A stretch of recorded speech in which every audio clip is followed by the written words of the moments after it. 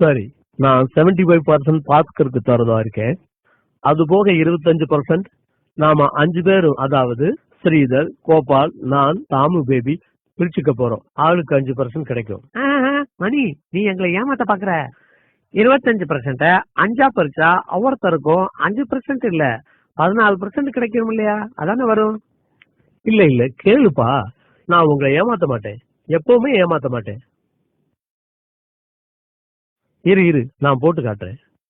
இந்த பாத்தீங்களா, 25 5ஆல வகுத்தா 5 வரும். 5 2ல போகாது.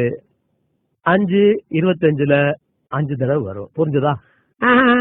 தப்பு மணி, நான் கணக்கிட புலி, எங்கிட்டே வா, நான் போட்டு காட்டுறேன் பாரு.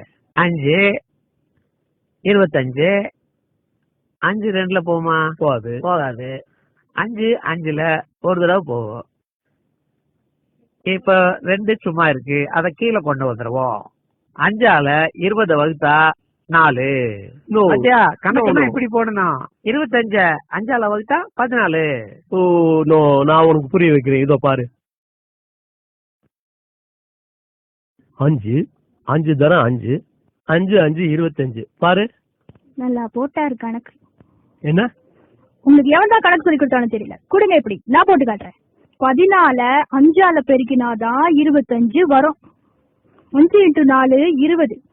5 1ஆல இன்ட்டு பண்ணா 5, மொத்தம் 25. அவ்வளவுதான். இல்ல இங்க பாருமா, 5 14 நான் கூட்டி காட்டுறேன் பாரு, அப்ப புரியும் உனக்கு. 14 14 14 14 14. இப்ப கூட்டி பாரு, சரியா வரும். நீ சொல்றது தப்பு, நான் சொல்றதுதான் ரைட், நீயே ஒத்துக்கோ பாரு.